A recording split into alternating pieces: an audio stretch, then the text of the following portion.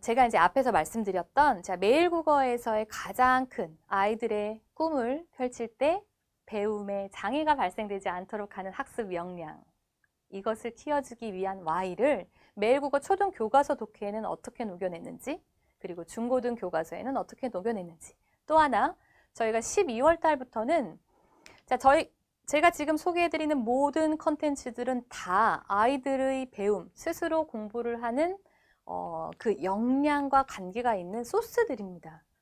그러니까 매일 국어를 하면 국어를 잘하게 돼요, 사회를 잘하게 돼요, 과학을 잘하게 돼요가 아닙니다. 스스로 공부를 잘하게 되는 것입니다. 자, 근데 여기에 한 가지 과목이 더 추가되었습니다. 바로 수학인데요. 사실 수학이라고 하면 개념 이해, 선생님께서 쉽게 풀이해서 설명해 주시는 개념 이해, 그 다음에 이제 예제 풀이, 그것도 선생님이 해주시죠. 아이들은 그거를 그대로 답습해서 답습하는 과정에서 이제 새로운 유형도 풀어보고, 이게 아마 일반적인 수학 교육의 형태였을 텐데, 자, 수학도 역시 학문입니다. 그래서 수학의 개념도 아이들이 스스로 읽고 이해할 수 있도록 하자 라는 교육 철학으로 접근한 수리독해 1스까지도 제가 좀 설명을 해드리도록 하겠습니다. 자, 첫 번째로 초등 파트입니다. 자, 초등학교 아이들이 이제 시험이 없다 보니까 교과서를 제대로 읽을 기회가 없고, 또 교과서를 읽으려고 해도 교과서에 글자가 별로 없다. 이렇게 두 가지의 지금 좀 열악한 환경을 제가 설명을 해드렸는데요. 이 부분을 보완하기 위해서 매일국어에서는 어떤 노력을 기울였냐 하면, 일단 2015 개정 교과서를 모두 다 수집한 후에 그 교과서의 컨텐츠 인덱스에 맞게, 목차에 맞게 이제 교과서 내의 원문은 그대로 탑재를 하였고요. 교과서 원문의 내용이 좀 부족하다 하면 저희들이 자체적으로 연구팀을 가지고 있습니다. 그래서 저희 연구원들이 그 지문을 조금 더 볼륨을 키워서 지식적인 내용으로 다양하게 채워서 탑재를 했습니다. 실제 교과서보다는 매일국어 국사과 컨텐츠가 조금 더 풍성하게 지문이 구성이 되어 있다 정도로 이해를 해주시면 좋을 것 같습니다. 자, 교과서 트레이닝의 경우에는 제일 처음에 어휘 트레이닝, 그 다음에 이제 읽기 부분에 대한 학습 트레이닝이 들어가 있고요. 제일 마지막 단계가 실전 문제풀이, 그 다음에 아이들의 학습 자존감, 그리고 동기부여와 연관이 있는 부분이 바로 이 복습하기 부분이고요. 매일국어를 통해서 아이들이 체화할 수 있는 가장 중요한 부분 중에 하나가 바로 이 반복입니다. 반복하여 읽기, 반복하여 풀기, 반복하여 학습하기. 목표가 있어야 되는 것이죠. 내가 이것을 반복해서 뭔가를 이루겠다라는 그 성취감을 주기 위한 장치가 이제 온라인 프로그램이다 보니까 가능한 부분인데 탑재가 되어 있고요. 그 다음에 학원에서 조금 더 유연한 관리를 하실 수 있도록 이렇게 워크북 시스템도 같이 탑재가 되어 있습니다. 자, 아이의 학습적인 부분과 연관이 있는 부분은 바로 이 어휘 트레이닝과 교과서 트레이닝입니다. 제가 매일국어의 두 가지 축이 되는 교육 철학을 아까 계속 반복해서 말씀드리고 있는데요. 바로 메타인지와 몰입이지요. 이 두 가지가 초등 트레이닝에서도 마찬가지로 잘 녹여져 있는데 제가 설명을 하면서 좀 보여드리도록 하겠습니다. 자, 첫 번째는 어휘 부분입니다. 아까 앞에서도 보셨던 것처럼 아이가 새벽 2, 3시까지 공부를 하는데도 불구하고 시험 점수가 제대로 마음먹은 대로 나오지 않아서 엄마가 도와줄 때 이렇게 말을 하죠. 아이가 잘 이해를 못해서 더 쉬운 말로, 더 쉬운 단어로 고쳐서 설명을 하다 보니까 시간이 많이 걸리더라. 사실은 이 초등학교 때 어휘력의 성장이 초등학교 1학년 때부터 고등학교 3학년 때까지에 있어서 가장 폭발적으로 기초 역량을 쌓아야 되는 부분이 바로 초등학교 시기 때인데요. 이때 아이들이 책도 잘 읽지 않죠. 그 다음에 유튜브라든지 게임, 이런 좀 자극적인 환경들에 많이 노출이 되어 있다 보니까 그 일상적으로 쓰는 어휘, 말할 때 쓰는 어휘가 아니라 학습할 때 필요한 어휘력을 많이 놓치는 경우가 많더라고요. 그래서 매일국어 초등 과정에서는 특히나 이 어휘력의 중요성을 너무 잘 알기 때문에 오늘 공부해야 되는 지문, 뭐 국어나 사회나 과학 지문에서 반드시 필요한 어휘는 그날 학습을 할 수 있도록 구성을 하였습니다. 자, 이렇게 말씀을 드리면 뭐야, 단어장이랑 똑같잖아 라고 생각하시는 원장님도 계실 것 같아요. 근데 뭐가 차이가 있는지 말씀을 드릴게요. 자, 지금 보시는 화면이 아이가 학습을 하는 화면입니다. 처음에 오늘 배울 지문에서 꼭 필요한 단어를 나열을 해줍니다. 나열을 해주는데 무슨 과정이 들어가 있냐면 여기 보시죠. 알아요라고 표시된 파란색 버튼이 있어요. 알아요, 알아요. 몰라요, 몰라요. 이렇게 되어 있죠.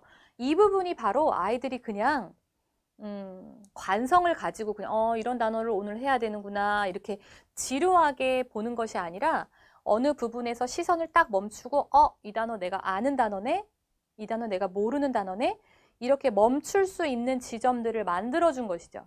메타인지라고 하는 것이 내가 실제로 알고 있는 것과 모르고 있는 것을 구분해내는 능력이지 않습니까? 그래서 단어 학습에 있어서도 그냥 무조건 오늘 단어 10개 외워가 아니라 자, 여기에서 네가 이미 알고 있는 단어를 찾아봐, 골라내봐, 분류해봐 이 과정을 넣은 것이죠. 이게 아주 작은 차이인데 학습적으로는 굉장히 큰 그 격차를 발생시킵니다. 자, 그래서 아이들이 뜻이나 예문이나 뭐 의미가 노출되지 않은 상태로 그냥 순수하게 단어 자체만 보고 이 단어 내가 알아요, 몰라요를 구분해내는 단계가 1단계로 들어가 있습니다.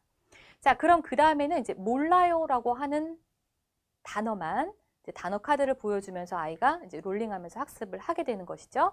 그러면 제일 처음에 주어졌던 단어 중에서 알아요라고 하는 단어는 이미 알고 있었고, 몰라요라고 하는 단어는 지금 공부를 했고, 그럼 이제 다 알았죠. 그럼 어떻게 해야 될까요? 여기 나오는 뜻과 문제들을 다 맞출 수 있어야 합니다. 본인 스스로 선택할 수 있는 기회의 시간을 주었기 때문에 여기에 대한 책임도 아이가 온전히 져야 되는 거죠. 자, 분명히 너 알아요라고 했는데 틀렸어. 그럼 어떻게 해요? 이거 내가 안다고 생각을 했는데 내가 잘 모르고 있었구나를 아이가 스스로 인지하게 되고 다시 그 단어를 반복해서 복습을 하는 구조를 만들어 놓았습니다. 자, 아이가 이렇게 문제를 맞추고 나면 가장 마지막 단계에는 단기 기억력을 향상시킬 수 있는 작은 장치를 또 구성을 했는데 바로 이렇게 카드 형식으로 이제 단어를 나열을 한 것이죠. 대신에 5초 뒤에 단어가 이렇게 싹 가려집니다. 그러면 여기에 나온 단어에 대한 설명을 아이들이 직접 이렇게 찾도록 합니다. 자, 이 퀴즈 형태의 순서를 아이들이 굉장히 재밌어해요. 그리고 실제로 저희가 그 스코어가 학습을 한 점수가 매일매일 기록이 되고 복습을 한 부분에 대한 기록도 같이 공유를 하게 되는데 거기 잘하는 학생들 보면 이렇게 한두 개씩 실수가 있어가지고 점수를 이렇게 조금 3점, 4점 이렇게 감점이 되는 경우들이 다 이 퀴즈 부분을 놓쳐서 그래요. 그러면 아이들이 아는 것인데 놓친 부분에 대한 이제 안타까움이 막 밀려들면서 이거를 다시 해가지고 내가 꼭 만점을 맞겠어, 안 틀리겠어 이런 학습 동기부여가 가장 많이 발동되는 그 학습 부분도 이 부분이더라고요. 저희가 이제 상담을 많이 해보다 보면 그래서 아이들이 자발적으로 이제 이 단어 퀴즈에 대한 동기부여를 가지고 학습을 할 수 있도록 좀 재미있는 시스템을 만들어 놓았습니다. 자, 그 다음에 단어를 충분히 공부를 했으니까 이제 그 다음에 읽기에 대한 것이 들어갈 텐데 잘 아시는 것처럼 여러 번 읽어야 압니다. 네, 한 번만 읽어선 잘 모릅니다. 네, 특히 초등학교의 경우엔 더 그렇죠. 중간중간에 모르는 어휘들도 많이 섞여 있고 이렇기 때문에 유연하게 흐름을 가지고 글을 읽기가 좀 어려운데 자, 이 부분을 훈련을 통해서 향상시키기 위해서 저희가 회독 시스템을 녹여 놓았습니다. 여러 번 읽으면 압니다. 여러 번 읽으면 집중을 하게 되죠. 자, 그래서 각기 다른 방법으로 여러 번 읽히는 첫 번째 방법은 바로 의미 단위로 끊어서 읽는 방법입니다. 흔히 정독하기라고 이해를 해주시면 될 텐데 저희가 이 정독 시스템을 이렇게 터치를 했을 때 글이 나타나는 의미 단위로 그래서 사람의 몸에는 팔, 다리, 몸, 머리 등 여러 가지 기관이 있습니다. 자, 이렇게 천천히 읽다 보면 전체의 흐름을 유연하게 이해하는 데는 조금 방해가 있을 수도 있는데 대신에 이 각각의 문장에서 하고자 하는 내용들은 정확한 인지가 가능하죠. 또한 앞에서 내가 공부했던 단어들이 이 문장에서 어떻게 쓰임을 가지고 있나를 확인하는 데도 좋은 읽기 방법입니다. 그래서 첫 번째는 이렇게 천천히 끊어서 읽도록 되어 있습니다. 자, 이렇게 한 번을 읽고 나서 바로 문제를 주는 것이 아니라 자, 이번에는 다시 똑같은 지문을 이제 유연하게 흐름을 가지고 읽을 수 있도록 전체 지문을 다 보여주고 여기에 대한 사실, 일치, OX 퀴즈를 간단하게 넣어놨습니다. 이 OX 퀴즈로 하여금 아이가 이 퀴즈에 포함된 내용의 옳고 그름을 판별할 수 있도록 이제 지문을 읽는 것이죠. 이게 두 번째 읽기고요. 2회독. 자, 그 다음에 마지막으로 제가 설명할 때 늘 매일국어 초등교과서 독해법에서 가장 정말 으뜸이라고 주저하지 않고 말씀드릴 수 있는 부분이 바로 이 요약하며 읽기입니다. 자, 매일국어를 통해서 아이들한테 주고자 하는 것은 바로 혼자 공부를 하는 배움의 방법입니다. 근데 이 배움의 방법에서 필요한 것이 무수히 많은 정보들을 내가 AI가 아닌 이상 통암기를 할 수는 없지 않습니까?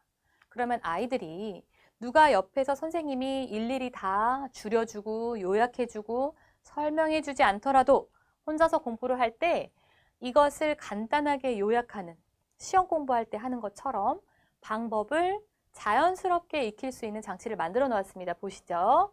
왼쪽에 원문, 지금 앞에서 읽었던 정독하기 읽고 OX 퀴즈 하면서 읽었던 두 번 읽었던 그 지문을 다시 노출을 하면서 대신에 오른쪽에는 이 각 문단별로 어떤 내용의 흐름이 있다는 것을 요약한 형태로 좀 풀어서 적어놨습니다. 자, 그러면 아이가 어떻게 학습을 하게 될까요?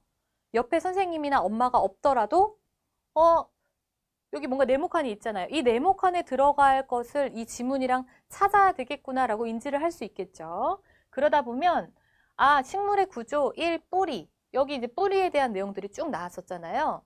이 지문이 이렇게 간단하게 변형된 것이구나. 이것을 비교하면서 읽도록 하였습니다. 초등학교 때는 이렇게 되어 있어요. 비교하면서 읽도록 하면서 이 문어체로 되어 있는 문장을 요약문 형태로 이제 고치는 훈련을 자연스럽게 시각적으로 하게 되는 장치입니다. 자, 아이들이 교과서에 나오는 내용을 국어, 사회, 과학, 교과서에 나오는 글자 그대로가 아니라 교과서의 내용을 그보다 훨씬 더 잘 문장으로 정리가 되어 있는 내용을 여러 번 몰입해서 읽으면서 이 내용에 대한 요약 정리를 스스로 하는 것까지가 매일국어 초등교과서 독해법을 통해서 할 수 있는 이 교과서 학습 트레이닝입니다. 자, 여기까지 하면 아이가 이 네모칸에 들어갈 말을 원문에서 클릭을 해서 채우는 형태로 되어 있습니다. 클릭을 하면 채워지고, 클릭을 하면 채워지고. 자, 이렇게 어휘 먼저 꼼꼼히 보고 내가 안다고 착각했던 단어가 있으면 다시 보고 그 다음에 문장을 정확히 끊어서 의미 단위로 읽고 여러 번 몰입해서 읽고 그리고 요약하기 과정을 통해서 내용을 정리하는 단계까지를 초등학교 아이들이 실제로 지금 굉장히 잘 해내고 있습니다. 저희 프로그램을 처음 보시는 원장님이나 학부모님들께서 본사에서는 그렇게 말씀을 드려요. 꼭 한번 해보시라고. 그냥 그렇구나 하지 마시고 꼭 한번 해보세요. 어머님 꼭 한번 해보세요. 원장님 꼭 한번 해보세요. 해보십니다. 그러면 10이면 8, 9분이 이렇게 말씀을 하세요. 생각보다 되게 어렵던데요? 이거 초등학교 아이들이 할 수 있나요? 라고 말씀하시는 분들 많아요. 놀랍게도 아이들이 이거를 굉장히 잘 해냅니다. 처음에는 조금 어려웠는데 학교나 집에서 엄마가 막 잔소리를 하고 선생님이 막 이거는 외워야 돼, 이건 왜 틀려서가 아니라 본인이 그냥 스스로 하다 보면 알게 되는 그 성취감이 있는 거죠. 그게 학습 동기부여를 불러일으키고 더 하고자 하는 학습 습관을 만들어줍니다.